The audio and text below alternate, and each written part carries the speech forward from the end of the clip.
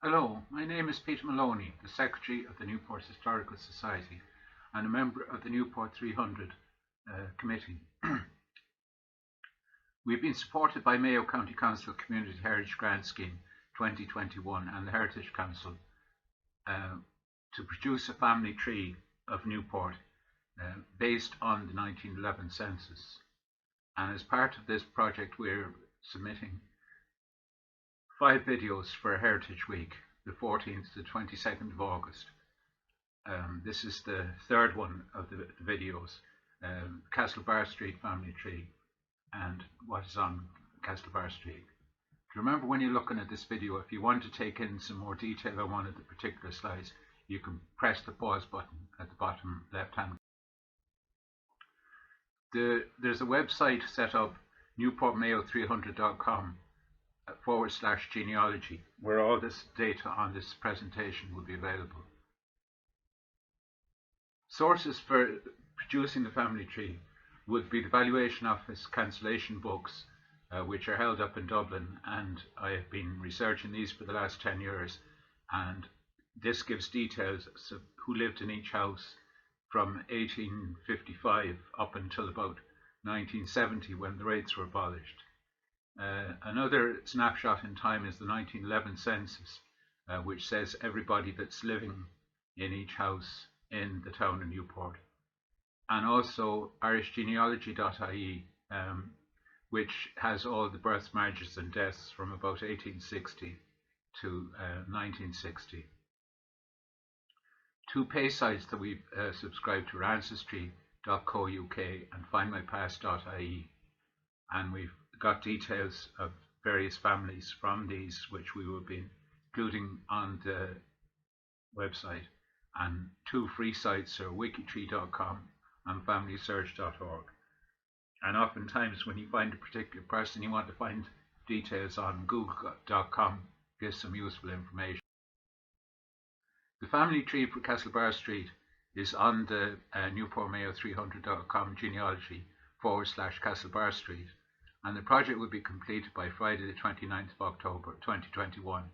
And more details are in the book, which will be published by Newport 300 Committee, Newport 300, the first 200 years, 1720 to 1920. And we expect this to be released just before Christmas. Here are some old photographs from the Wynne collection in the National Library, and also some Orem photographs from the UCD archives. This will show Castlebar Street in the distance. You notice the railway bridge hasn't been, and we hear another view of Castlebar Street with the railway bridge in situ, and on top of the hill you can see the convent and the old St. Joseph's Church. St. Patrick's Church was built in 1918, and this photograph was taken. Another view of the Castlebar Street, and a bit closer up a view, and you can see the potato ridges in the gardens below Castlebar Street. And Castlebar Street at one stage was called Weaver's Row. You can see this large house in the middle of the photograph, and that house was a hotel and had to be demolished when the railway was. Another photograph of the street from the Wynne collection.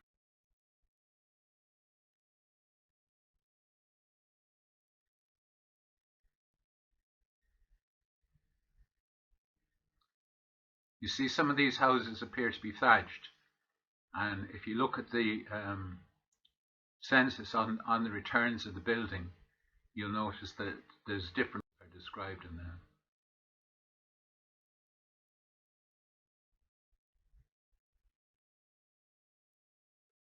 Another photograph from the Orem collection, and you can see a big flock of geese down beside the railway bridge.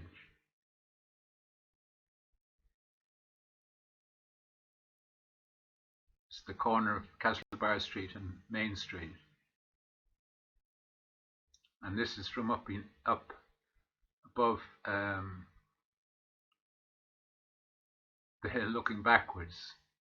You can see the Presbyterian Church, and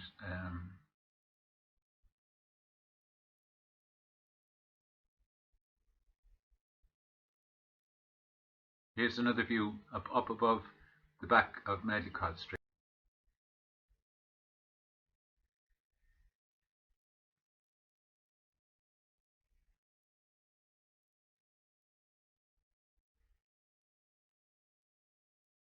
There was a lot of pictures taken. I suppose it's because it's got the bridges in. There was no pictures taken of historical pictures taken of George's Street at all.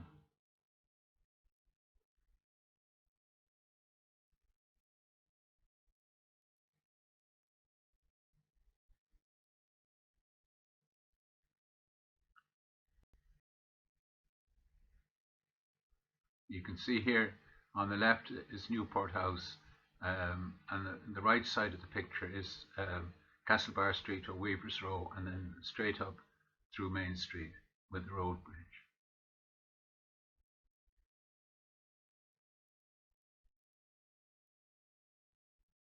Okay, now the 1911 census gives a list of all the people that are living on the street, and the numbers don't correspond with the numbers for the cancellation books from the valuation office.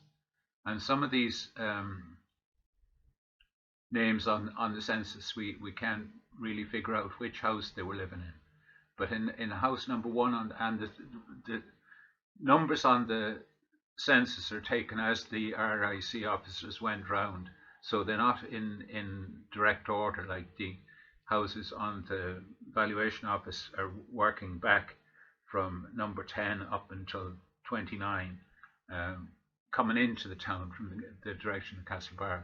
But these ones are just in the first one the RIC officer called to take the census, and then the second house, etc. So in house number 1 there's William John Marr, born in County Kerry, the railway station master. Mary Casey, aged 45, is in house number 2, a national school teacher. Owen Sullivan, from County Limerick, a constable in the RIC. And Brian Hart in house number 4, born in County Sligo, and he was 69, and he was a pensioner in the RIC. Tady Berry lived in house number 5, he was 41, and a yacht and boat builder. And in house number 6 was Michael Connor, aged 47, a carpenter. Francis Gibbons, aged 48, lived in house number 7, and he was a baker. Martin Darcy Kelly, aged 42, a national teacher, lived in house number 8. Honoria Slowey, aged 69, born in County Sligo, was domestic. Mary Lucy Maxwell lived in house number 11-1. The house was divided into 2 parts. Mary Lucy Maxwell lived in one part, and Thomas McNabb, a 50-year-old slater, lived in the second part. Patrick E. Brett, aged 40, a Roman Catholic curate, lived in house number 12. Another house divided in 2 is Edward Gillen was in the first part, a constable in the RIC, and in the second part Bridget Gibbons, a seamstress, lived. Number 14, Mary Burke, aged 61. No occupation was given for her. Mary MacDonald, aged 74, a nurse, lived in house 15. Margaret Walsh, aged 68, a milliner, lived in house number 16. Mary O'Donnell, 68, lived in house number 17. John Stokes, a dealer in hardware, aged 45, lived in house 18. Michael Stokes, a labourer, aged 26, lived in house 19. Martin Flynn, an unemployed butcher, aged 64, lived in house 20.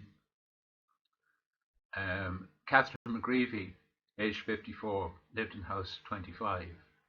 And J.O.T., a farmer's son, aged 50, lived in house 27. This was the RIC station, and the constables and sergeant only gave their initials. They didn't give their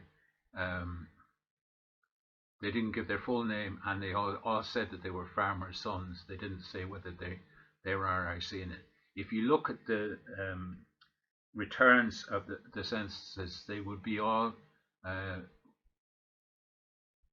signed by the RIC officer that took the census. So it's quite easy to put together most of the constables in the town in 1911. So here's a map of Newport, and you can see just above the river is Castlebar Street, or Weaver's Row. In this map here, you can see that the railway hasn't been okay. William John Marr, aged 36, railway station master, lived in house number 1 with his wife Elizabeth Marr, aged 33. Their sons William John, aged 10, Frederick, aged 8, and Louis, aged 3. That was the house we couldn't tie into exactly which property in the valuation office was there, but we were able to establish all the rest of them, tied it in with the 1911 Census and Valuation Office pictures, but the numbers aren't the same for the census and the valuation office. House number 10 is the Presbyterian Church. It was built in 1858 on a garden that had previously been leased by Thomas Davis. In 1956, it was leased by the diocesan trustees to Newport CYMS, and it's been used as a youth club for quite some time. Plot number 12 was a corn store and yard that was occupied in 1857 by Jonas Swain, 1867 by Hugh O'Donnell, 1875 by William Swain, 1881 by Richard Lyons, and 1893 by Mrs. Millicent Thomas O'Donnell. The corn store must have been demolished because in 1926 the plot was listed as a garden occupied by Edwin Thomas O'Donnell. In 1936, Florence V. Syme, 1937, Patrick Joyce, and 1938, Samuel Moore. 2 houses were subsequently built on this plot that you can see.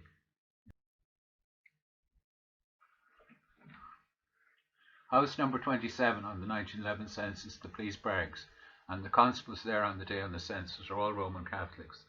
They are J.O.T., aged 50, who was the only one married, J.J.P., aged 34 from County Roscommon, P.M., aged 35 from County Wexford, J.O.S., aged 32 from County Kerry, S.W.M., aged 32 from County Cavan, M.H., aged 24 from County Galway, and S.G., aged 22 from County Clare. Here we see house number 13. And the valuation office cancellation books for this house say in 1855 living in the house was Austin Hoban, 1860 Eliza Bird, 1861 Reverend John Concannon, 1872 Reverend James Stevens, 1876 Reverend Patrick O'Connor, 1878 Reverend Patrick Kilkenny, 1880 Reverend John McHale, 1884 Lodgers, 1894 Sergeant Burke RIC, 1901 Mary Burke, 1928 Canon MacDonald, 1943 Reverend Edward McGough, 1944 Reverend Michael Henley, 1946 Patrick Joyce, 1955 Miss Eileen O'Malley, 1978 Mrs. Tobin, and 1986 Mrs. Margaret Kiley. The residents of the house number 14 in Castlebar Street would be Mary Burke. This is correlating with the previous slide that showed who was there in the valuation office. Mary Burke, aged 61, a widow with no occupation given. She'd been married for 34 years, had 10 children, 8 of whom were still alive.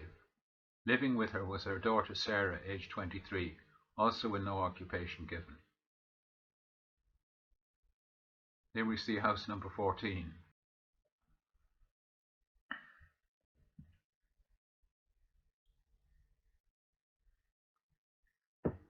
In 1857, this house was used by the Revenue Police as barracks. 1858, Celia Heron. 1860, Peter Quinn. 1863, the Wesleyan School. This would be the Methodists. 1866, John C. Larmonier. 1867, Thomas Spellman. 1884, Lodgers. 1894, Mrs. Spellman. 1899, Mrs. Fitzgerald. 1911, Edward Gillen. 1920 Bridget Gibbons, 1921 Jeremiah Lynch, 1924 Patrick Joyce, 1969 Nora Joyce, and 1972 John Joe Mulcrone. So here we see this house was divided in two. In part number one was Edward Gillen was living in it at age 35, a constable in the RIC. His wife Margaret Mary, aged 28. They'd been married for 6 years and had 4 children, all of whom were still alive. Their daughters Mary Bridget, aged 5, Margaret, aged 4, Sarah Teresa, aged 2, and their son John Francis, aged 1. It seems this house was divided into 3 parts in 1878. Miss Kennedy lived in one part, Bridget Malley in the second part, and Mrs. Flannery in the third part. In 1894, Bartholomew Keneally took over Miss Kennedy's part, and this went to Bridget Gibbons in 1911. And living in the house, according to the census, was Bridget Gibbons, aged 65, a single seamstress. House 15, 16, and 17. 1892, James O'Donnell. 1901, Francis O'Donnell. 1908, Reverend Father Corcoran. 1911, Reverend Patrick Brett. 1922, Michael Owens. 1925, Matthew Canavan. 1928, Reverend Richard Moran. 1933, Reverend James Walsh. 1944, Gerda Anthony Murphy. 1947, Very Reverend Edwin McGough, parish priest. 1951, Reverend Thomas Killeen. And 1972, Lily. Patrick Brett, aged 40, a Roman Catholic cured. Also Maria Flynn, aged 55, a domestic. The map above appears to show that houses 18 and 19 were replaced by the constabulary barracks.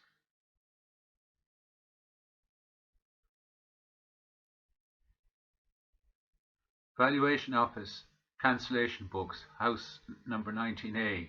This is to the left of the map where it's marked constabulary.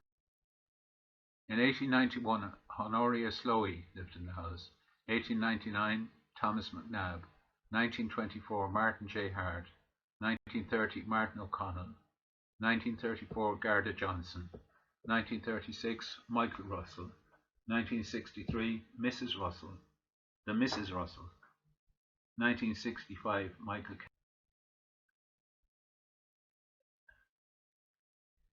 Thomas McNabb, aged 50, a single slater.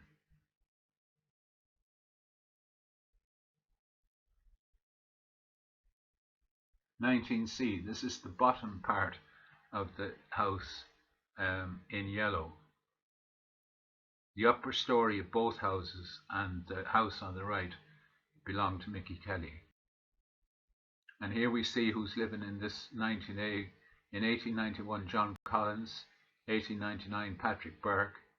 1902, Jeremiah Haggerty, RIC. 1911, Mary. And here's Mary Maxwell, aged 36, a widow and a nurse, living where there were her sons, William James, aged 17, and Lawrence John, aged 13, and her daughters, Annie Francis, aged 14, and Elizabeth P., aged 11. Also in the house were 4 visitors: James Wood, aged 67, a farmer, his wife Annie, aged 64, and their son James, aged 27, and daughter Florence May, aged 17. House number 20.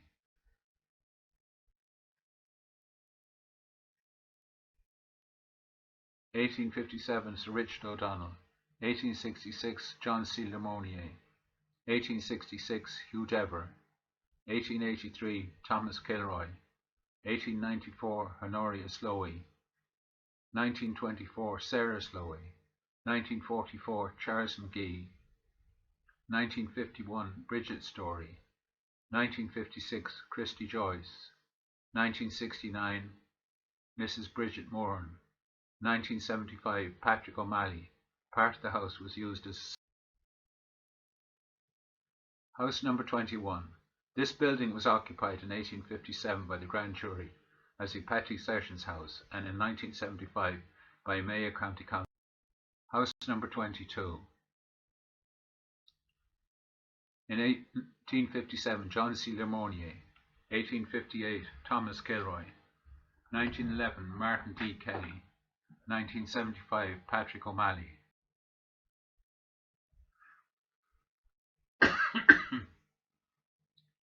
In the 1911 census, Martin Darcy Kelly, aged 42, a national teacher, lived in the house with his wife Mary, aged 29. They had been married for 9 years and had 3 children. They were all still alive. Living with them were their daughters Mary Alice, aged 8, and Eileen Anna, aged under 1 year, and their son Thomas Joseph, aged 4. Also living in the house was Maria O'Malley, aged 60. House number 23. From the cancellation books in 1857, the house was owned by John C. Lermonier. 1858, John Doyle. 1862, John Clark. 1863, Anthony Jordan. 1868, Dennis Carey. 1875, John Doyle. Later in the same year, Constable Crawford owned the house. 1902, Francis Gibbons. 1938, John Gibbons. And 1975, Michael Chambers.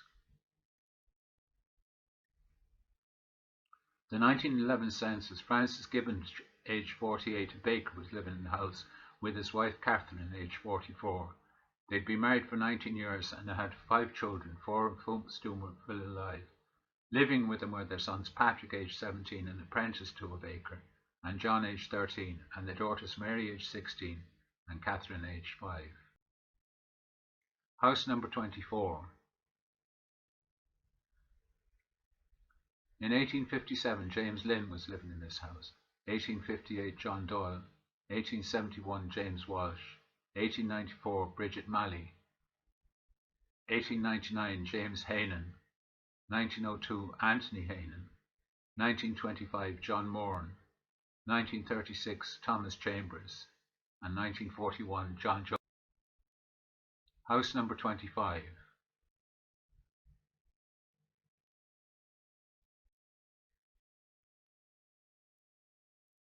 In 1857, George Walsh was living in this house. 1858, Mark Gibbons. 1860, James Hoban. 1868, James Loughnane. 1872, William Green. 1875, Mary Connor. 1911, Richard Lyons. 1925, Thomas McGovern. 1942, Maria McGovern. 1977, Lily. In 1911, Michael Connor, aged 47, a carpenter, and his wife Margaret, aged 28. They'd been married for 2 years and had no children. House number 26. 1857, living in the house was Mary Davis. 1866, Ellen Davis. 1882, Miss Kennedy. In 1882, the building was the Presbyterian Schoolhouse. Reverend George S. Keegan, trustee. 1894, Sergeant Sullivan lived in the house. 1899, John Casey. 1902, Jacob Martin, RIC. 1911, Tady Berry. And 1955, Mrs. Coughlin. Today is Berry, aged 41, a yacht and boat builder, and his wife Bridget A., aged 37. They'd been married for 10 years and had 4 children. All were still alive. Living in them were their daughters Agnes M., aged 9, Irene J., aged 5, and Gladys M., under 1 year, and their son John F., aged 7. House number 27. In 1858, Henry Smith lived in this house. 1866, James Coughlin. 1868, John Quinn. 1871, John Gorman. 1879, William Shorten. 1884, John Hewitt. 1891, Sergeant Hart. 1911, Brian Hart. 1925, Frain A. Pale, a national teacher. 1929, John Joseph Moran. 1936, Anthony Murphy. 1938, James Cassan. 1943, Thomas Chambers. 1969. In the 1911 census, Brian Hart, aged 69, a pensioner with the RIC, and his wife Mary, aged 62. They'd been married for 40 years and had 6 children, 5 of whom are still alive. Living in them was their son Martin J., aged 29, an undergraduate at National University. House 28.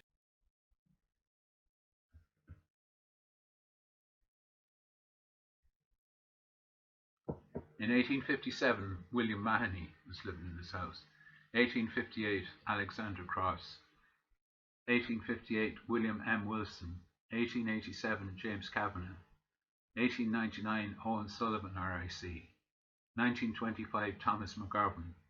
1936, James Hennessy.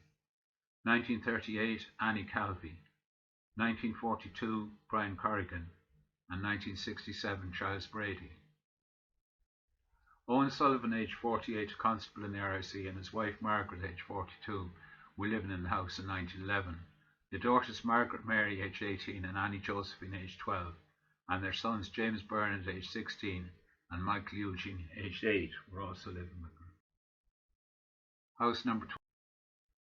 This was the Presbyterian schoolhouse in 1857, and in 1863 Edward Malley was living in it. 1872 Patrick King. 1899 Michael Kelleher. 1902 Mary Casey. 1953 Miss Mary Casey. 1984 Charles Brady. Mary Casey, aged 45, a widow and a national school teacher, and her niece-in-law Rose Kelly, aged 11, were living in the house in 1911.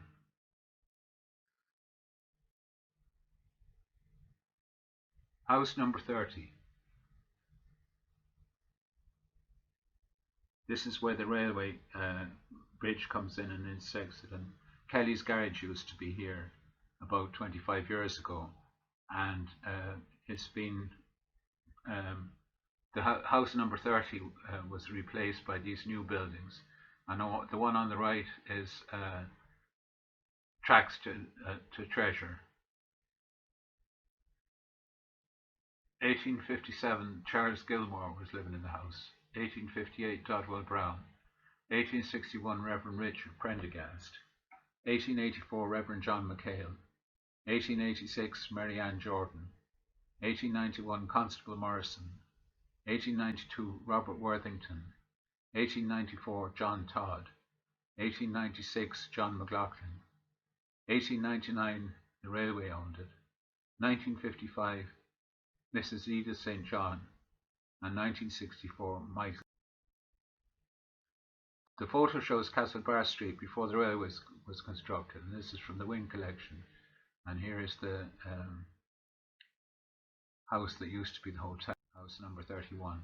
The occupant of this building in 1857 was Elizabeth Bird, who was running a hotel. This business was taken over in 1861 by John Carr. In 1866 it was converted into a police barracks, which was subsequently demolished.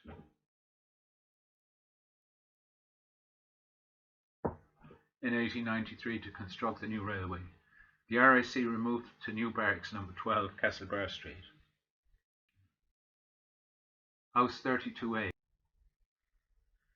Living in this house in 1862 was Michael Langan. 1866 William Mahoney. 1878 John McManaman. 1879 Patrick McManaman. 1884 John McManaman. 1890 Mark Cusack. 1894 Dominic McGovern. 1895 George Blake. 1907 Mr. Walsh. 1911 Mary MacDonald. And 1975 Anthony.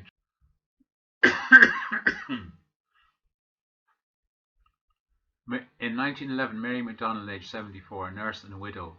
She'd been married for 52 years and had 5 children, all of whom were still alive. Living with her were her brother Patrick Kerrigan, aged 70, a shoemaker, and a daughter Katie MacDonald, aged 30, and 3 granddaughters, Maggie McDermott, aged 9, Jane McDermott, aged 7, and Mary Tierney, aged 4. Also living in the house were 6 lodgers, Honor Lunn, aged 71, Michael Moran, aged 53, and a tailor, Joseph Doyle, aged 45, another tailor, William Hearn, aged 32, and a blacksmith's helper, James McNulty, aged 30, a tailor, and Joseph Burke, aged 41, and a labourer. House number 32B. 1866, Mrs. O'Brien. 1868, Richard Connors. 1875, William Connors. 1876, Constable Schulzeis. 1877, Claudius Devons. 1878, Lodgers. 1887, Patrick Gray. 1892, Mrs. MacDonald. 1908, Margaret Walsh. 1936, James Fagan. 1938, Patrick E. Walsh. And 1975, Anthony and Teresa Chambers. Tony Chambers bought a lot of the houses in this part of the street in 1975, and he renovated them all and put flat roofs on quite a lot of them. Some of the houses earlier on, as I pointed out in some of the photographs, would have thatched roofs, and so quite a lot of these houses, 4 or 5 of them in a row, were renovated and rented out by Tony Chambers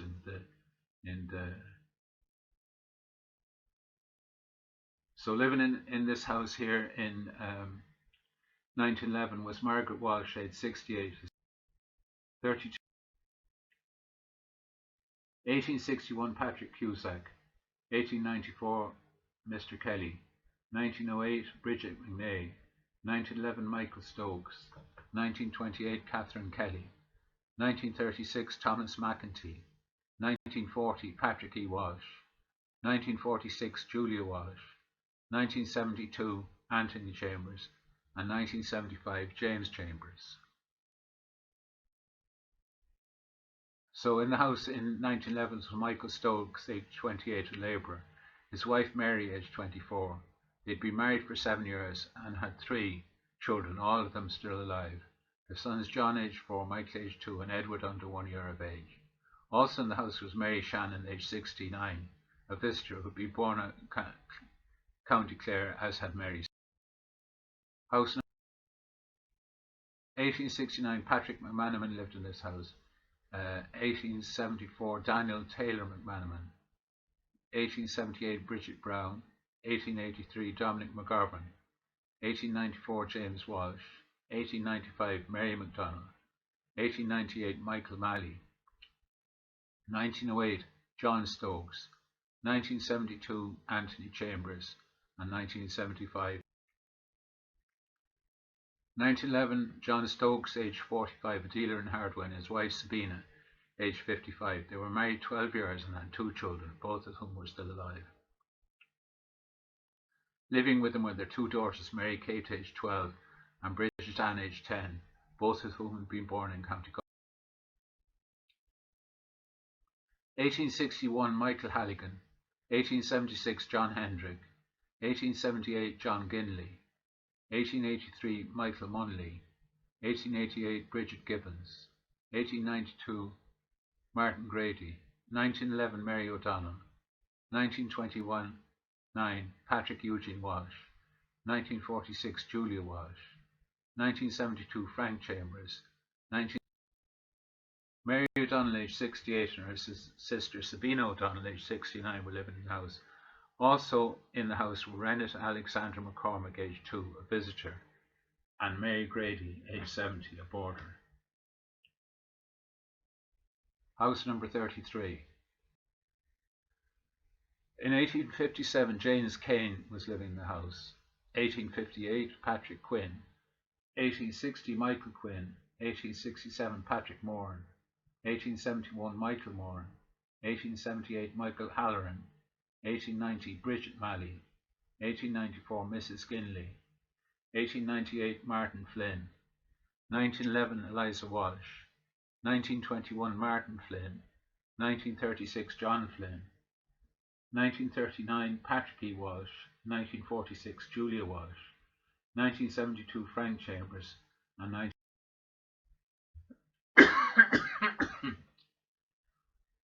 in 1911, Martin Flynn, aged 64, an unemployed butcher, and his wife Mary, aged 65, were living in the house. They'd been married for 34 years and had 12 children, 10 of whom were still alive. Living with them were their daughters Margaret Ann, aged 25, and Mary, aged 13, and sons John, aged 23, Martin, aged 18, and Patrick James, aged 12. House number 34 and 35. In 1857, Richard Connor lived in the house. 1858, William Walsh. 1860, Patrick Taylor McManaman. 1862, Patrick Hester. 1863, Patrick Taylor McManaman. 1866, Michael Holleran. 1867, Margaret Walsh. 1869, Edward Joyce. 1870, Lodgers. 1872, John Healy. 1876, Mary Healy. 1878, Daniel McManaman. 1892, Michael Munley. In 1911, the building was in ruins, but it was repaired in 1912 and Celia Rowland was living in it. 1927, Patrick E. Walsh. 1946, Julia Walsh. And 1975, John Quinn. 1857, Bridget McKenna was living in this house. This is house number 35. There's two parts of this house, 34 and 35. 34 on the right and 35 on the left. And John, who's living in it now, is converted all into one house. 1857, Bridget McKenna. 1860, Michael Moran. 1874, Anne Moran. 1912, Bridget McNulty. 1925, John Quinn. 1930, Julia Walsh. 1975, John Quinn. There was no entry in the census for House 36 and 37.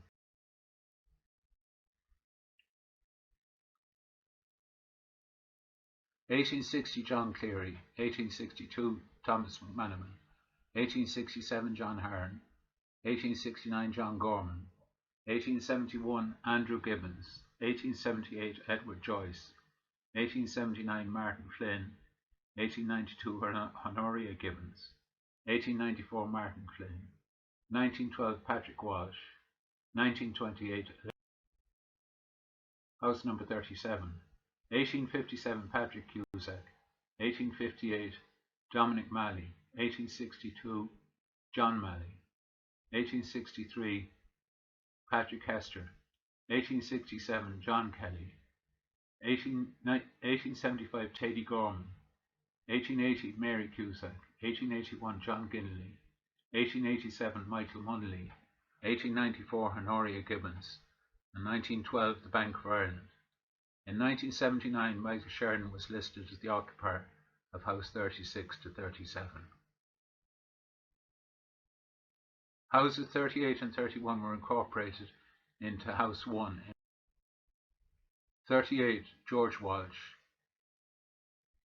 in 1858, Margaret Walsh in 1862, 1863, John Joyce, 1871, Michael Halloran, 1874, Richard Walsh, 1875, Michael Halligan, 1882, Mark Feely, 1889, Lodgers, 1894, Michael Joyce, 19... Catherine McGreevy, aged 54, was a widow and she'd had 5 children. 4 still were still alive. Living with her were her daughters Mary Ann McGreevy, aged 22 and single, and Nora Kate Cusack, aged 20, a junior assistant mistress. She'd been married for 1 year and had 1 child who was no longer alive. Another daughter of Catherine, Elizabeth McGreevy, aged 18 and single, also lived in the house. House number 39. In 1860, Dominic Malley lived in the house. 1870, Sarah Malley. 1871, Michael Madden. 1881, Sarah Madden. 1882, James Costello. 1904, Patrick Daly. And 1925. The family tree for Castlebar Street is at Newport Mayo 300.com, Genealogy, Castlebar Street. Project will be completed by Friday the 29th of October 2021. And more details in the book published by Newport 300 Committee, Newport 300, the first 200 years, 1720 to 1920, which will be out shortly before Christmas. I hope you've enjoyed this presentation.